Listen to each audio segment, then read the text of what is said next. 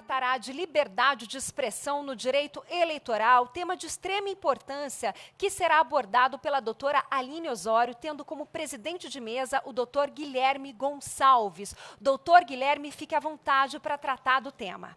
Agradeço. Eu queria, em primeiro lugar, dar um bom dia a todos e dizer a honra que é estar aqui na condição de moderador desse debate, dessa exposição da professora Aline Osório. A professora Aline Osório, quem não a conhece no direito eleitoral, por favor, faça questão de conhecê-la. Aline Osório, além de ser mestre em Direito, LLM, pela Harvard School of Law, ela é mestre em Direito Público pela UERJ, né, professora de Direito Eleitoral e Constitucional, e além de tudo, ela é, hoje, para a sorte de todo o eleitoralismo brasileiro, secretária-geral do Tribunal Superior Eleitoral, a instituição máxima do eleitoralismo brasileiro. A Aline Osório, além de tudo, ela é autora, da minha opinião particular, da mais importante e relevante obra a respeito de propaganda eleitoral, na sua interpretação constitucional e na visão mais adequada à estruturação desse importante tema, que é o tema de essência. Não há regime democrático sem liberdade de expressão, não é possível se falar em disputa eleitoral sem uma regulação de propaganda eleitoral.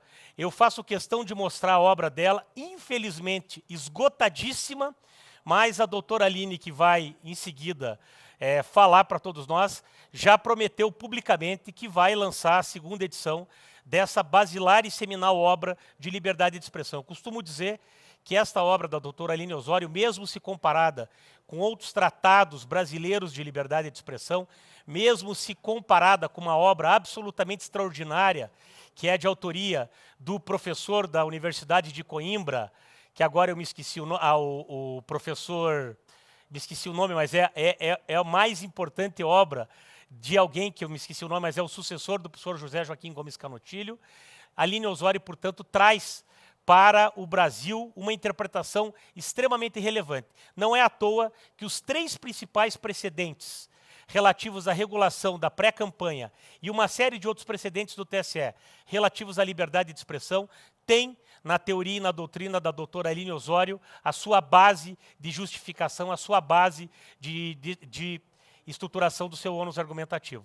E, portanto, sem mais delongas, para o prazer de todos nós, eu gostaria de passar a palavra para essa verdadeira baluarte do direito eleitoral brasileiro. Alguns vão se assustar depois dessa introdução, e que, de outra maneira, é preciso também dizer, em relação à liberdade de expressão, que nessas eleições de 2020, nós vamos ter ainda, e certamente a doutora Aline Osório vai abordar esse tema, a questão fundamental da regulação da liberdade de expressão na internet. Todos sabemos a grande crítica a historicamente como a introdução das redes sociais, não só da internet, dos sites, mas sobretudo das redes sociais, das quais eu preciso destacar o WhatsApp, provocou, sobretudo a partir das eleições de 2014, mas tendo seu ápice na eleição de 2018, um problema muito forte em relação à regulação da propaganda eleitoral. Por quê? Porque não se conseguiu buscar um paradigma ligado à atual concepção do direito eleitoral brasileiro que possibilitasse um controle jurisdicional efetivo, sobretudo das chamadas fake news. E o grande desafio que se coloca para a legislação eleitoral e certamente para a jurisdição eleitoral nesse ano de 2020 é efetivamente como, de um lado, compatibilizar esse histórico, esse paradigma do controle jurisdicional sobre todas as categorias de propaganda eleitoral com a liberdade de expressão e também com a necessidade de combate às fake news. Esta estrutura de regulação, ela necessariamente terá que ser trabalhada de uma maneira a compatibilizar, e ninguém melhor do que a Aline Osório, a quem eu tenho, é a segunda oportunidade que eu tenho esse ano de dividir um painel aqui, humildemente na condição de apresentador e de, sobretudo, aluno dessa moça aí que vocês estão vendo, que parece que tem 25 anos, mas o conhecimento dela, pelo acúmulo que ela envolve, é quase secular.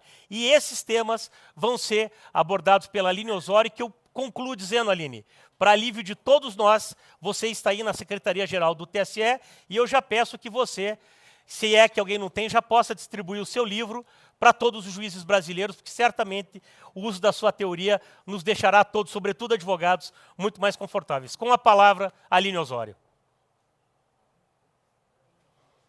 Olá, bom dia a todos. Bom dia a todos e a todas. É uma honra falar pela segunda vez nesse Congresso Brasileiro de Direito Eleitoral, sem dúvida o maior evento do Brasil de direito eleitoral. Eu agradeço o convite da querida presidente do IPRAD, Carolina Cleve, e é sempre um prazer, né, uma honra estar com um amigo e o parceiro na defesa da liberdade de expressão, Guilherme Gonçalves. Primeiro, antes de começar, eu pergunto, todos estão me ouvindo? Está tudo bem? Nessa vida de falar à distância, né, via videoconferência, nem sempre a gente, enfim, está com a qualidade... Todos estamos te ouvindo, Aline. Desculpe interromper, mas aqui a informação técnica é que todos estão te ouvindo. Maravilha. Então, mais uma vez, bom dia. E eu sempre, antes de começar qualquer fala, né, desde que eu assumi a Secretaria-Geral do TSE, eu faço um disclaimer, que eu estou falando não como secretária-geral do TSE, mas como acadêmica e professora. Eu já estou até chata falando isso em todos os lugares. Mas hoje, mais do que nunca, eu reforço essa observação, já que a tarefa que me foi dada neste painel foi a de analisar a experiência do Tribunal Superior Eleitoral na conexão entre a liberdade de expressão e a propaganda eleitoral. Portanto, eu vou tentar desempenhar essa tarefa também com a liberdade de uma pesquisadora e de uma professora, e não com essas amarras da institucionalidade. Então, estou aqui como professora. E o que eu pensei na nossa agenda de hoje? Eu quero começar, como eu sempre começo, com uma premissa teórica, explicando a importância da liberdade de expressão, e eu não fujo nunca de começar com essa premissa, porque eu sei que precisamos dela, precisamos ouvir e repetir até que ela seja entronizada. Depois eu quero falar um pouco da dificuldade, como no nosso país, muitas vezes, há uma dificuldade na proteção da liberdade de expressão, embora, mesmo nas decisões que contrariam, que restringem indevidamente a liberdade de expressão, eu digo que essas decisões, elas pagam lip service à liberdade de expressão. O que é isso? Elas vão dizer que a liberdade de expressão é muito importante, muito maravilhosa, que deve ser protegida, mas decidem, no final, contrariamente à liberdade de expressão. E na parte substantiva da minha apresentação, eu quero tratar de 3 temas. Primeiro, a jurisprudência do TSE sobre propaganda antecipada. Segundo, a jurisprudência do TSE sobre propaganda negativa. E se der tempo, imagino que dê, vou falar um pouquinho sobre a propaganda mentirosa, com a inovação que veio na resolução da propaganda de 2019. Então, vamos começar pela importância da liberdade de expressão.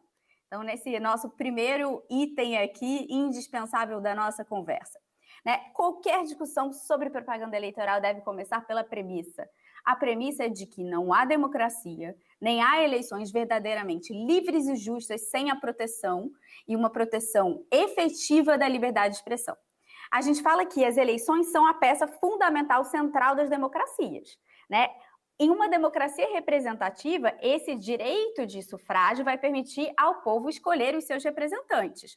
No momento de pandemia, aliás, nunca esteve tão evidente a importância de escolher bem os seus representantes. Mas a gente não pode resumir esse processo de eleições na tradução de votos em cadeiras, pelo mero voto. É preciso que haja um processo participativo, em que todos os cidadãos, os candidatos, os partidos, os meios de comunicação e agora também, de alguma forma, os cidadãos nas redes sociais, eles se engajem em um verdadeiro debate público que é indispensável para que você tome essa decisão de voto. Então, é importante. A eleição não se resume ao dia da votação, Muitas vezes esquecemos. E aí, portanto, em qualquer definição que se busque de democracia, mesmo as mais finas, a liberdade de expressão é um elemento essencial. E aí podemos ver que o Comitê de Direitos Humanos da ONU já afirmou, e eu leio, as liberdades de informação e de expressão são pedras angulares de toda a sociedade livre e democrática. Da mesma forma, a Corte Interamericana de Direitos Humanos estabelece que a liberdade de expressão é um elemento fundamental sobre o qual se funda a existência de uma sociedade democrática e, portanto, né, toda teoria de liberdade de expressão no Brasil e no mundo vão no sentido de que é no contexto eleitoral, no contexto político eleitoral, que a liberdade de expressão é mais relevante e deve obter uma maior proteção, né? Então, a gente pode pensar, e aqui eu vou falar brevemente, né, que há uma razão de ser para isso, né? Não é por acaso que essa livre circulação de informações, opiniões, ideias tem um lugar privilegiado, né? E isso reconhecido internamente e internacionalmente, né? E a função, né, essa razão de ser é que a liberdade de expressão ela desempenha funções essenciais. A gente fala desde o começo da busca da verdade, quando se discute fake news, né, essa discussão tão atual, é preciso pensar que lá no começo, quando se pensou na proteção da liberdade de expressão, se dizia que não se deve, né, tirar necessariamente uma ideia falsa do debate, porque é na colisão entre ideias falsas e verdadeiras que a verdade, ou atualizada, ou de forma mais atualizada, os melhores argumentos, as melhores ideias, elas emergem e conquistam, né, as mentes. Então, esse é um objetivo tradicional, um fundamento tradicional da liberdade de expressão. No segundo, a garantia da democracia, né, e da autodeterminação coletiva. Como escolher um candidato se eu não posso falar sobre ele, se eu não posso criticá-lo, né? E, por fim, a dignidade humana. As pessoas, né, elas formam a sua personalidade através desse caráter distintivo que é a fala, a argumentação, as ideias, o pensamento, as emoções, né? E a liberdade de expressão é isso, que permite a cada um desenvolver a sua própria personalidade. Há vários outros fundamentos, enfim, que eu não vou tratar aqui, mas o que eu posso dizer também é que qualquer direito fundamental exige da liberdade de expressão para que ele seja exercido.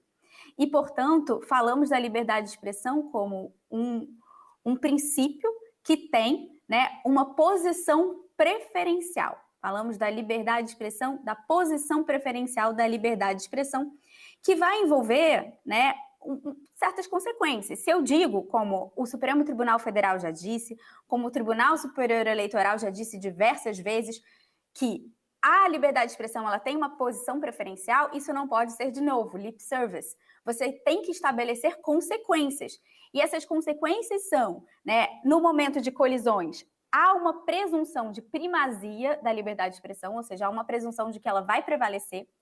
Quando há medidas, digamos, as leis elas são dotadas de presunção de constitucionalidade, mas quando há medidas legais que restringem a liberdade de expressão, essa presunção de constitucionalidade ela deve ser desde o início abrandada.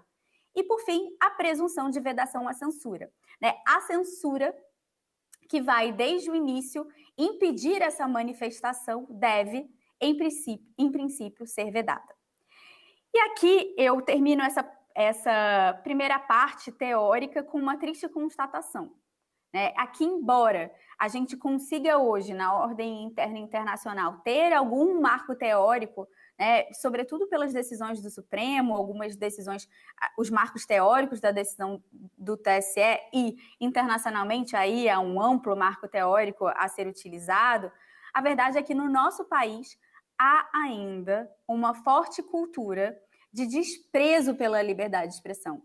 E esse desprezo pela liberdade de expressão, o que é engraçado e incoerente, é que se dá sobretudo quando a crítica ela é mais importante, quando ela se volta contra as autoridades, contra os detentores de poder, contra os candidatos. E esse paradoxo, então, ele fica evidente. A liberdade de expressão ela é mais restringida quando ela é mais fundamental. E no direito eleitoral, o que vemos é que a censura e as limitações a liberdade de expressão continuam a se proliferar na legislação e também nas decisões judiciais. O exemplo, para mim, que é mais emblemático e mais recente dessa vocação censória que ainda permeia o direito eleitoral, ocorreu nas eleições de 2018. Decisões de juízes eleitorais determinaram a busca e apreensão de panfletos e materiais de campanha eleitoral em universidades e também em sedes de associações de professores. Proibiram aulas com a temática eleitoral e qualquer reunião de natureza política. interrompendo, assim, mesmo manifestações públicas de apreço à democracia e rejeição ao fascismo, sob o argumento, muito questionável, de que constituiriam propaganda negativa contra um dos candidatos à preferência. Então, dizer sim à democracia e manifestar em um ambiente acadêmico, né, o apreço à democracia foi entendido como propaganda negativa. E foi o Supremo Tribunal Federal, né, sob a relatoria da ministra Carmen Lúcia, que tem diversas decisões emblemáticas da proteção da liberdade de expressão, que proferiu uma decisão magistral que suspendeu todos os efeitos desses atos judiciais ou administrativos, né, no exercício do poder de polícia, que cerceavam a liberdade de expressão, entendendo que aquelas manifestações no âmbito das universidades nada mais eram que a prática da manifestação livre de ideias e a divulgação do pensamento nos ambientes universitários. E ela afirmou, e aqui eu leio novamente, que o exercício de autoridade não pode se converter em ato de autoritarismo, sendo práticas determinadas por agentes estatais, juízes ou policiais são mais inaceitáveis.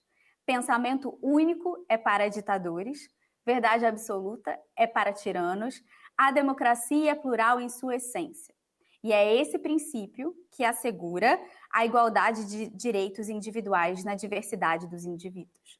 E aqui, para finalizar essa primeira parte, eu digo que nós nunca precisamos, nunca foi necessário invocar a liberdade de expressão para calar, para baixar a cabeça, para dizer sim, senhor. A liberdade de expressão ela é importante justamente para as ideias que não são as majoritárias, para dizer não, não quero, não suporto, não aceito, né, para contrariar, né, ditames das autoridades quando eles não estão de acordo com a Constituição, né, e com as leis. E é por isso hoje que nós falamos aqui, né, no keynote sobre a liberdade de expressão e a sua importância. E agora vamos entrar um pouco mais nesses eixos de análise de como está a jurisprudência do TSE nessa conexão entre a propaganda eleitoral e a liberdade de expressão. O primeiro tema que eu proponho é o tema da propaganda antecipada. As campanhas, elas têm em regra, hoje, atualmente, uma duração pequena, de cerca de 45 dias.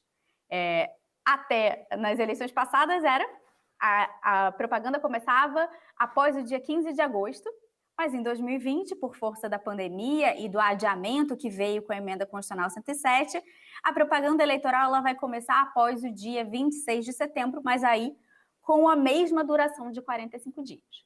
E pela legislação eleitoral, toda propaganda que é veiculada fora desse prazo, ou seja, antes do dia 16 de agosto, originalmente, agora do dia 26 de setembro, é considerada antecipada e logo irregular.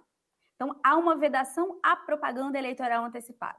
É interessante notar que essa propaganda surgiu inicialmente no artigo 240 do Código Eleitoral. O Código Eleitoral foi editado, né, durante o período da ditadura. E em sua redação original, esse artigo 240, ele falava que a propaganda de candidatos a cargos eletivos somente é permitida após a escolha pela convenção. E quando o texto foi votado, estávamos sob a égide do Ato Institucional número 1 de 64. E o objetivo, né, dessa vedação à propaganda antecipada na época não era de garantir a igualdade de chances entre os candidatos, mas sim a criar um certo controle pelo partido, né, impedindo que esses pré-candidatos ganhassem um certo prestígio político, de modo que eles se tornassem quase um fato consumado, impondo a candidatura deles aos partidos e logo permitindo que candidatos contrários aos interesses do regime fossem as campanhas. Então, se a gente pensa isso antes e pensa isso depois, a gente tem que atualizar os fundamentos. Esse fundamento não pode mais servir para propaganda antecipada. E quais são os fundamentos que podem servir para justificar, para legitimar a vedação à propaganda antecipada, atualmente à luz da Constituição de 88, ou seja, realizando uma filtragem constitucional? A gente pode pensar na garantia da igualdade de oportunidades entre os candidatos. a ideia de que todos os candidatos devem iniciar a sua corrida, né, as suas atividades de captação de voto ao mesmo tempo. E um segundo fundamento que se fala também é, limitando o tempo de campanha, se mitiga o efeito da assimetria de recursos. Qual a ideia? Você, então, reduz a campanha para reduzir o custo das campanhas. Sobre esse fundamento, eu sempre digo que ele é um fundamento que não é legítimo. Por quê? Porque se você quer reduzir o custo das campanhas, você não reduz a duração, ou seja, com efeitos na liberdade de expressão. Você coloca um teto de gastos para todo aquele período. Um período relevante de campanhas, ele permite que aqueles candidatos, sobretudo os menos conhecidos, eles possam fazer chegar a sua mensagem ao eleitorado. E aí, como é que vamos falar entrando aqui na propaganda antecipada? A propaganda antecipada, essa vedação e também o elenco das condutas permitidas no período eleitoral, ele vem no artigo 36A. E esse artigo já sofreu milhares de alterações, várias alterações, que foram gradualmente, de forma positiva, ampliando a liberdade de expressão na pré-campanha. Mas a jurisprudência do TSE, ela não veio imediatamente reconhecer essa ampliação da liberdade de expressão. Há muito tempo, assim, de longa data, o Tribunal Superior Eleitoral, antes lá de 2017, entendia como propaganda eleitoral aquele que leva ao conhecimento geral, ainda que de forma dissimulada, a candidatura, mesmo que ainda postulada. E da ação política que se pretende desenvolver, que eu vou ler de novo, ou razões que induzam a concluir que o beneficiário é o mais apto ao exercício da função política. Ora, essa definição, ela se confunde de uma certa forma com a própria essência da política. Uma pessoa que é um político, que toma isso como missão de vida, e aqui numa visão positiva, da política, ele tem que dizer qual é a trajetória dele, o que o faz uma pessoa que é confiável, que tem bons projetos e programas. Então, você encorajar os eventuais pré-candidatos a disfarçarem as suas posições políticas, a não falarem sobre os seus projetos para não configurar uma propaganda antecipada, é totalmente contrário à ideia de que a gente precisa de um debate robusto, com liberdade de expressão para que se escolham de forma consciente, os representantes. O que é importante é que em 2015 vieram modificações bastante radicais ao 36A. O caput do 36A passou a prever que, como regra geral, não configura propaganda eleitoral antecipada desde que não envolvam pedido explícito de voto, a menção à candidatura, a exaltação de qualidades, o pedido de apoio político, a divulgação da pré-candidatura, das ações políticas desenvolvidas e daquelas que se pretende desenvolver. E aí, no meu livro, que o Guilherme falou, eu propus, naquela época, 2 parâmetros para caracterizar a propaganda eleitoral antecipada, que, portanto, ainda seriam irregular. O primeiro é o que está na lei, é o pedido expresso de votos para si ou contra o possível adversário. Eu poderia dizer também, não vote nele. Então, a ideia é que nenhum pré-candidato pode fazer um pedido expresso de votos antes daquele início da campanha, porque senão ele estaria como queimando a largada da corrida eleitoral. Mas como a gente falou que a justificativa legítima, para você vedar a propaganda antecipada é a garantia da igualdade de oportunidades, havia necessidade de um segundo critério, que não está expresso ali, mas ele decorre da própria função da vedação à propaganda antecipada, que é a ideia de que, mesmo quando não há um pedido explícito de votos, mas se houver um caráter eleitoral, se a mensagem puder efetivamente desequilibrar a disputa, antecipando aquela campanha de forma ilegítima, é preciso também se considerar uma propaganda antecipada irregular. E isso pode ser verificado pelo meio utilizado, pela reiteração, pelo custo, a repetição da mensagem. Ao se pronunciar pela primeira vez sobre o alcance do dispositivo, com a nova redação dada ali em 2015, isso foi num RESP 5124, de relatoria do ministro Fux, o TSE afastou, era um caso que envolvia um pré-candidato que publicou no seu Facebook a sua foto e uma mensagem, né, com o partido dele e dizia, a sigla do partido, e dizia: o melhor para a sua cidade é aí o número do partido. E aí o ministro Fux reconheceu, né, na linha dessa proposta que eu fiz no meu livro, os 2 parâmetros para afastar a caracterização da propaganda eleitoral extemporânea: a ausência do pedido explícito de voto e a ausência de ato atentatório à isonomia. Então, quando não tiver pedido explícito de voto, você só pode justificar uma restrição se a mensagem tiver conteúdo eleitoral e for efetivamente capaz de desequilibrar a disputa. E aí, mais para frente, houve um novo ensaio de uma tentativa de limitar a lei e a liberdade de expressão, em que o TSE tentou, num julgamento, né, foram 2 julgamentos conjuntos, o agravo no RESP 4346 do ministro Jorge Mussi e no agravo 924 do relator ministro Tarcísio Vieira. Nesses 2 se tentou, mas isso não foi para frente, nesses 2 julgados, diferenciar o que era um pedido explícito de um pedido expresso, enfim, tentar permitir, ainda sem um pedido explícito de votos, a possibilidade de caracterização da propaganda antecipada. Mas, felizmente, prevaleceu a tese de que o pedido deve ser efetivamente explícito, vedada a extração desse elemento a partir de um cotejo, né, do teor da mensagem e do contexto em que ela foi vinculada. E aí o ministro Fux falou que por explícito é tão somente o pedido de maneira clara e não subentendida. Com base, nesse caso, o TSE afastou a caracterização de propaganda eleitoral antecipada. Um desses casos era uma fixação de placas de plástico com nome, foto e indicação da pré-candidatura e do partido e o contato do Facebook, com a frase "essa família apoia". E no segundo caso era uma divulgação de um áudio, né, por carro de som dizendo: seu irmão vai ser prefeito. E você, nosso deputado. Luciano, meu amigo Itabaiana, está contigo e Deus do nosso lado. E aí, vamos passando aqui já nas eleições de 2018, no julgamento do RESP da relatoria do ministro Edson Fachin, se decidiu uma questão muito importante, né? Se decidiu sobre o que fazer na pré-campanha com aqueles meios de propaganda que eram vedados durante a campanha. Por exemplo, o uso de outdoor. E aí, o que o TSE decidiu foi que, né,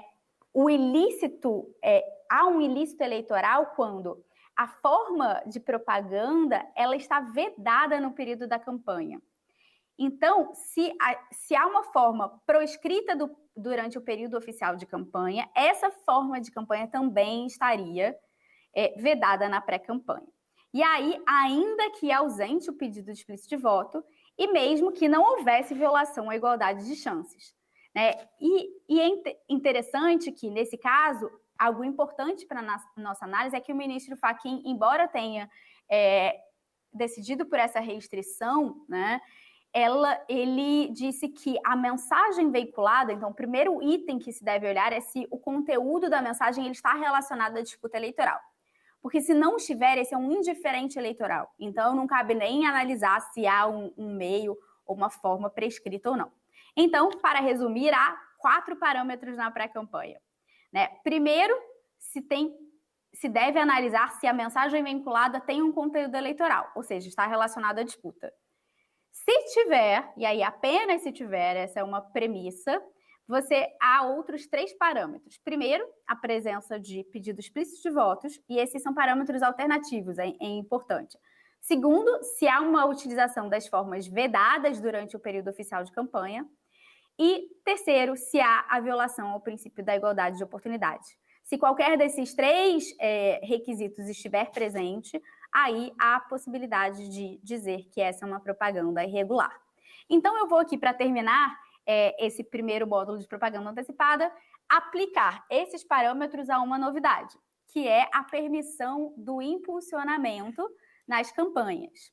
Então, para as eleições de 2018, né, um exemplo dessa análise foi um agravo de instrumento, vou pegar aqui o número, 0600-09124, de relatoria do ministro Barroso. No caso, a mensagem que foi impulsionada era no Facebook, tinha o seguinte teor, aproximado, enfim, da minha lembrança, era: conclamo a todos uma união total por o nome do município. E aí, vamos aplicar, então, os 4 parâmetros. Há um conteúdo eleitoral, enfim, essa mensagem está relacionada com a disputa? Sim. Há um pedido explícito de votos? Não, de forma nenhuma. Há utilização de formas proscritas durante o período oficial de campanha? Não.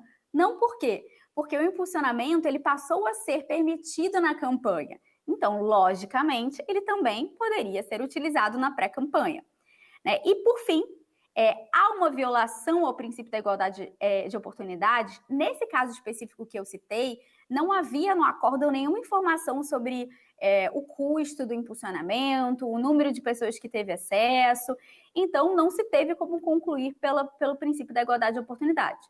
Mas acho que uma mensagem importante é que ainda há espaço para se entender como propaganda antecipada irregular uma mensagem impulsionada na pré-campanha quando o impulsionamento violar o princípio da igualdade entre os candidatos, ou seja, quando houver um custo excessivo ou alguma forma de reiteração que leve a crer, né, que esse princípio da igualdade foi violado no caso. E em qualquer situação, a resolução do TSE sobre propaganda vedou o disparo em massa, já que durante a campanha, sendo uma forma proscrita durante a campanha, o disparo em massa também não pode ser utilizado, né, na pré-campanha de acordo com os parâmetros fixados pelo TSE.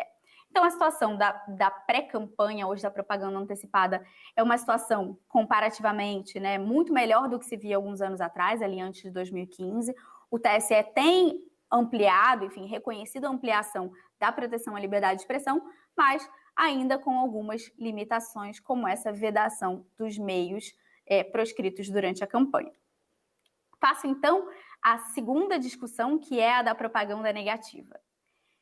Então, a gente falou um pouco das proibições de tempo de campanhas, mas também a legislação eleitoral tem tantas proibições do conteúdo da mensagem, que intervém justamente na manifestação política que está sendo veiculada.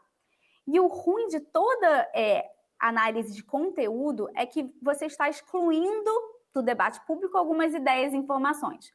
Então, a intervenção no conteúdo, ela é sempre a mais drástica e aquela que se deve evitar se se quer garantir a liberdade de expressão, né, o espaço de respiração necessário para ela florescer. E o que eu defendo em relação à propaganda negativa? Eu defendo que a crítica ela é essencial à democracia. E quando a gente fala de disputa por cargo eletivo, eu acho que é quase poliana defender que os partidos e os candidatos devem se limitar a discutir propostas, né, e programas de governo, né, sem utilizar das estratégias de apontar, né, os defeitos dos seus oponentes, né, sem desqualificar os seus oponentes. E essa dose da propaganda negativa, de crítica, ela é benéfica ao processo democrático. Ela não é só algo inevitável porque decorre da natureza dos seres humanos. Ela é benéfica porque ela estimula o debate. Ela traz às pessoas mais elementos para eles decidirem, sabendo quais são os pontos fracos dos competidores, quais são as propostas que se acha que não funcionariam. E sem contar que a propaganda negativa ela atrai a atenção do eleitorado e dos meios de comunicação de forma bastante significativa, né? E são inerentes a todo o direito de oposição. E é interessante que, se a gente pensar, são os concorrentes, são aqueles que têm um maior incentivo para investigar e expor os defeitos dos seus oponentes. Se a gente tira a possibilidade de propaganda negativa, a gente vai dizer que os eleitores e a mídia serão os únicos responsáveis por apontar esses defeitos, mas nem sempre eles têm interesse, tempo ou mesmo os meios necessários. Então, é preciso dar aos candidatos e aos partidos o direito à propaganda negativa, né? Então, mesmo que você tenha uma ideia assim, que eu tenho e que eu defendo, que é preciso aumentar a qualidade do debate que se faz no Brasil, né? Você impedir a propaganda negativa não é aumentar necessariamente a qualidade do debate. Eu acho que tem que vir do eleitor, da população, a exigência por mais campanhas programáticas, propositivas, mas sem impedir, né, essas campanhas negativas. E porque, além de um certo paternalismo, você diz, não, o eleitor ele não está preparado a ouvir e discernir essa informação, essa proibição de campanha negativa, ela tem um cunho autoritário, né? Se você pensar em regimes autoritários, essas mensagens negativas, a crítica, ela é a primeira a ser suprimida, é o primeiro que cai, né? Os regimes autoritários, sobretudo nos dias de hoje, eles convivem com eleições, mas eles não conseguem conviver com a liberdade de expressão plena, sobretudo se essa liberdade for usada para criticar esses governos e denunciar os abusos cometidos. E aí, quando a gente passa a olhar para a legislação, né, brasileira, para a legislação eleitoral, a propaganda negativa ela é vedada em vários preceitos, né? O Código Eleitoral, por exemplo, ele vai proibir a propaganda que caluniar, difamar ou injuriar, né? A Lei 9504, ela veda a propaganda que degrade ou ridicularize candidatos ou que seja ofensiva à honra, né? E esse quadro normativo, ele fez com que a Justiça Eleitoral um pouco pudesse funcionar, o que é indevido, como um moderador de conteúdo, né, e do padrão de civilidade. Então, se deu à Justiça Eleitoral o poder, né, de moderar o tom do debate e avaliar, muitas vezes de forma casuística, quais as críticas que são aceitáveis e quais que estão fora dos limites da liberdade de expressão. Essa análise é muito perigosa, né? E ela é perigosa porque as críticas, sobretudo as críticas mais duras, incisivas, diretas, às figuras dos candidatos, elas têm que fazer parte da disputa eleitoral e, como eu disse, elas têm um valor, elas são valiosas para a democracia. Então, a gente tem que tentar tirar um pouco essa pretensão de pureza do direito eleitoral para dizer que não cabe dizer, né, qual é o tom que tem que ser utilizado. Não dá para exigir uma disputa política que traz paixão, que ela seja equilibrada, bem comportada, enfim, ali nos limites e que não traga nenhuma crítica. E o que ocorreu nas eleições de 2014? Durante o segundo turno, né, das eleições gerais de 2014, o Tribunal Superior Eleitoral, descontente, de uma certa forma, com o nível, né, das provocações ou com baixo nível dos debates em geral, ele proibiu o uso do horário eleitoral gratuito para que fossem veiculadas ofensas entre os candidatos. E disse que o debate, então, o horário eleitoral gratuito, que é pago com o dinheiro do contribuinte, usou essa expressão, só poderia servir ao debate programático, propositivo e pedagógico. Essa decisão ela ocorreu ali no segundo turno das eleições de 2014, 10 dias antes, né, do segundo turno, no julgamento de uma representação. Foi uma representação ajuizada pelo candidato Aécio Neves em desfavor da candidata Dilma Rousseff. E aí o fato, né, ele dizia que tinha um fato ofensivo na propaganda, que era um depoimento do ex-presidente do Sindicato de Jornalistas de Minas Gerais, que acusava o presidenciável de repetir a ditadura e censurar a imprensa no Estado. E aí, com essa decisão do TSE, o que passou a acontecer? Tem um critério para propaganda eleitoral, né, na TV e no rádio. Um critério positivo, que aquela propaganda tinha que servir ao debate de ideias, propostas e programas. E eu vou mostrar para vocês como isso teve um efeito desastroso. Em razão desse novo entendimento, foram retiradas diversas propagandas, né, dos dois lados da disputa, e aí não teve um desequilíbrio nesse fato, falando sobre escândalos de corrupção, né, uma propaganda que mencionava uma propina, outra propaganda na qual a candidata Dilma elogiava o candidato Aécio Neves, se entendeu que isso não servia ao debate propositivo, né, um caso em que a propaganda mencionava um aeroporto privado, supostamente construído num terreno de um dos presidenciáveis, uma propaganda, né, que falava que um candidato era filhinho de papai. Ou seja, será que é necessário mesmo a Justiça Eleitoral atuar nessa moderação de debate? Ou será que esses conteúdos, por mais que não sejam propositivos, eles não têm uma função, né, de levar mais informações ao eleitorado? Por isso eu entendo, né, que essa orientação ela violava a Constituição, né? Era uma restrição injustificada à liberdade de expressão que bania esse conteúdo que, como disse, é extremamente valioso. Não por acaso, e aí esse critério utilizado pelo TSE ali em 2014 não foi mais adotado de forma tão restritiva em 2016 e em 2018.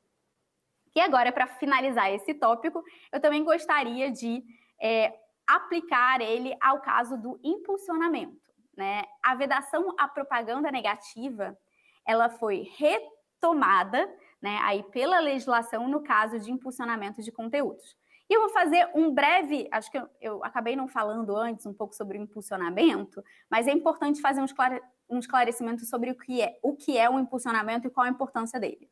Né? As redes sociais, né, como o Facebook, recriaram a escassez na plataforma, né, reduzindo o acesso às publicações. Então, se eu, por exemplo, digamos que eu tenha 100 amigos.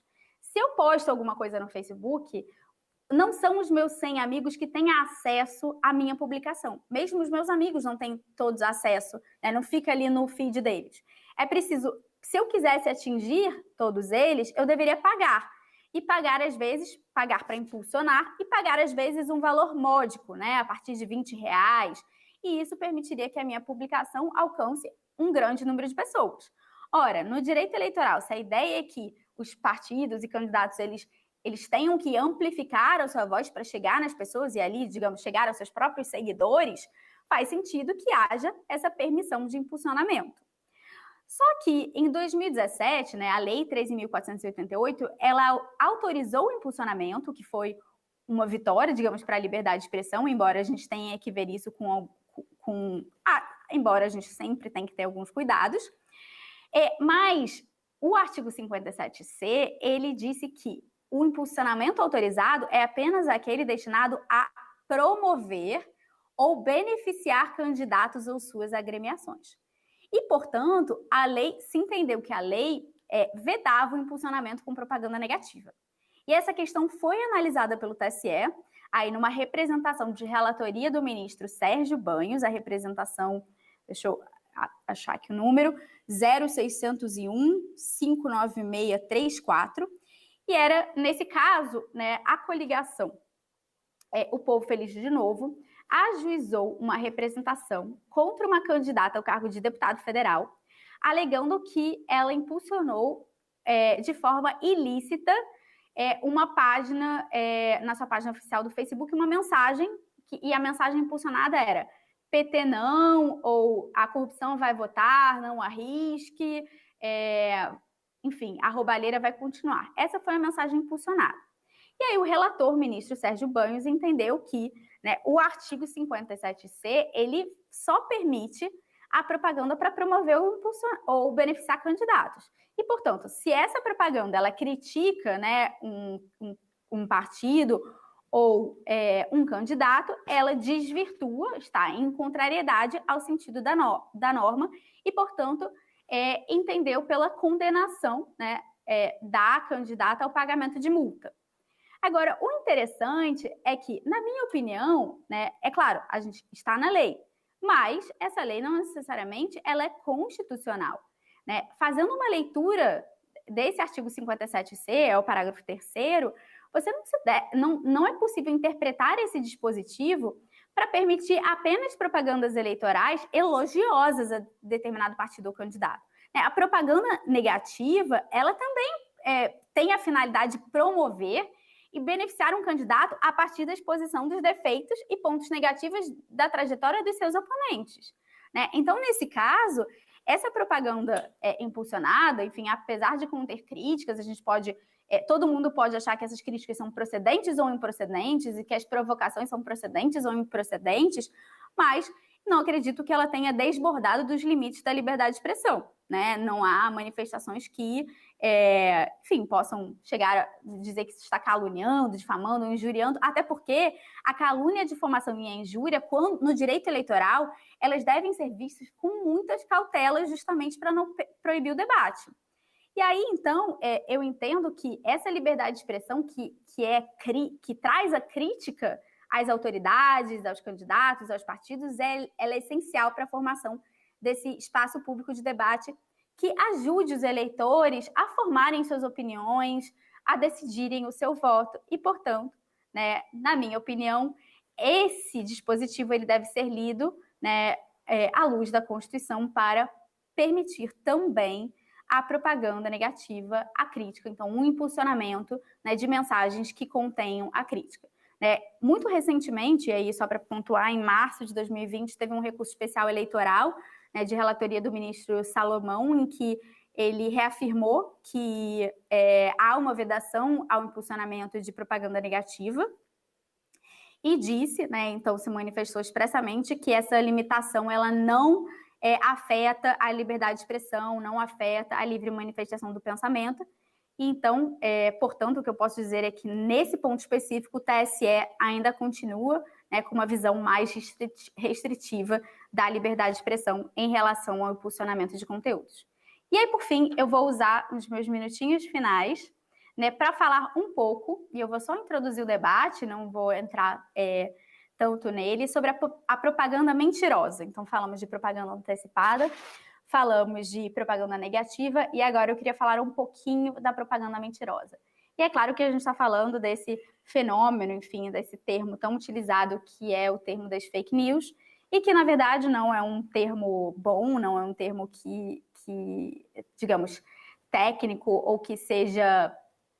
que eu acho que a gente deva utilizar em geral, mas como se tornou um tema, um termo tão usual, acho que fica até ruim não falar nele, mas fake news passou a ser quase que uma caracterização daquela mensagem com a qual eu discordo, né? E às vezes até num tom de brincadeira. Então acho que a gente tem que chamar as coisas pelo que elas são. A propaganda que traz, né?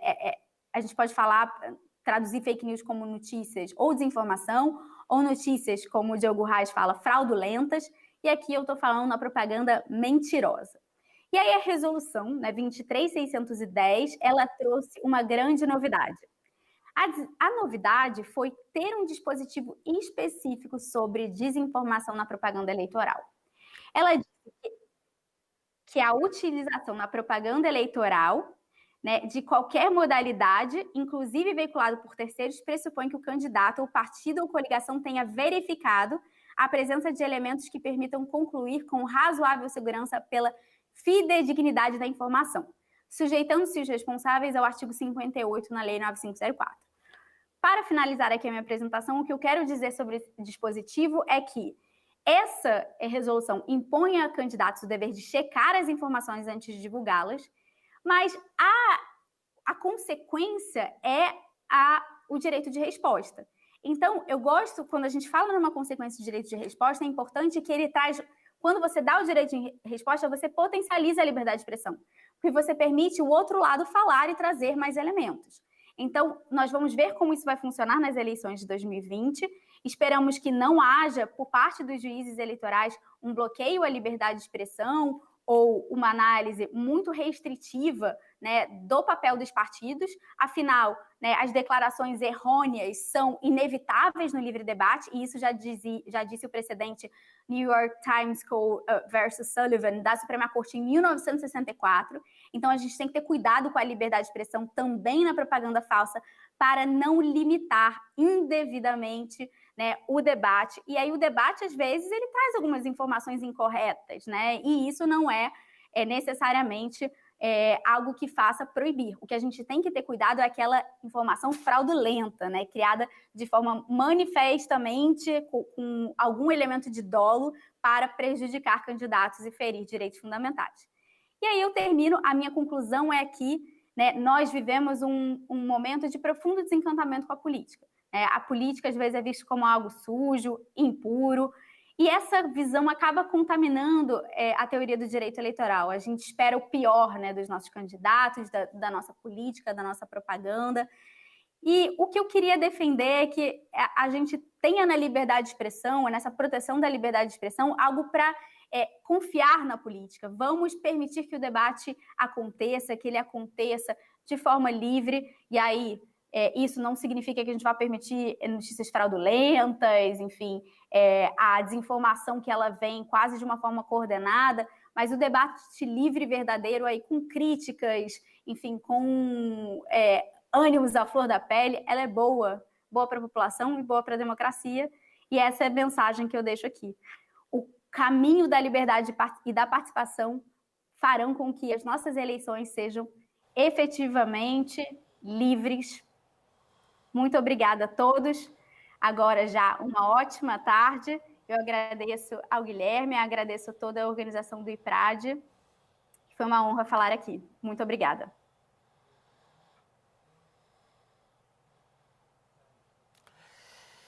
Bom, para não dizerem que eu exagero ao falar de Aline Osório, eu vou ler aqui. Uma pessoa escreveu sobre Aline Osório e disse o seguinte: Aline Rezende Pérez Osório é um raio de sol que ilumina o ambiente por onde passa com inteligência, criatividade, a palavra é em francês, eu vou arriscar, joie de vivre. Muito jovem ainda, seu texto, suas ideias e sua compreensão de mundo revelam uma pessoa madura e equilibrada. Não a maturidade e o equilíbrio da contemplação, da intelectualidade crítica mais passiva. A Aline é uma dessas pessoas que fazem a vida acontecer, com idealismo e paixão. E conclui esta pessoa, que já vou nominar, o seguinte: Aline Osório é, para mim, a renovação da esperança de que uma nova geração será capaz de fazer melhor e de ir mais longe do que a nossa. Que assim seja. Luiz Roberto Barroso, que não preciso dizer quem é, todos sabem. E para concluir, agradecendo muito a Aline Osório por mais essa aula que ela nos dá, que demonstra, né, nesse rosto jovem, a profunda maturidade intelectual que o ministro Luiz Roberto Barroso, desde que comentou essa obra dela, infelizmente esgotada, já alerto ao doutor Aline que eu, infelizmente, tenho que fazer algumas xerocópias, porque o pessoal procura, é a obra mais esgotada, segundo a editora Fórum que eles têm lá. Mas eu quero concluir, já que a estrela de hoje só pode ser a Aline Osório, com os últimos parágrafos do livro, desse livro aqui, que eu faço questão de ler, Aline, porque me parece que você sintetiza com uma precisão rara aquilo que todos aqueles amantes da verdadeira democracia, daqueles que acreditam que a democracia representativa mal chegou na sua juventude no Brasil e, portanto, tem que esgotar e tem que aprofundar seus mecanismos ainda mal colocados, dentre os quais a liberdade de expressão contaminada por essa ideia, sobretudo nos últimos 10 anos, de deumanização da política, como se todo e qualquer embate político fosse consequência de alguma coisa ruim para todos, como se todas as nossas lideranças não tivessem saído de nós mesmos, o soberano popular, o povo brasileiro. Eu concluo esse keynote lendo essa conclusão de Aline Osório. Ao falar da liberdade de expressão e da propaganda eleitoral, Aline Osório muito bem nos ensina. No lugar de uma concepção elitista que busca restringir a participação da cidadania e dos demais atores no processo eleitoral e resfriar o debate público, reivindica-se mais calor, isto é, uma concepção participatória que tenha como norte o aumento do interesse e do engajamento da população nos pleitos.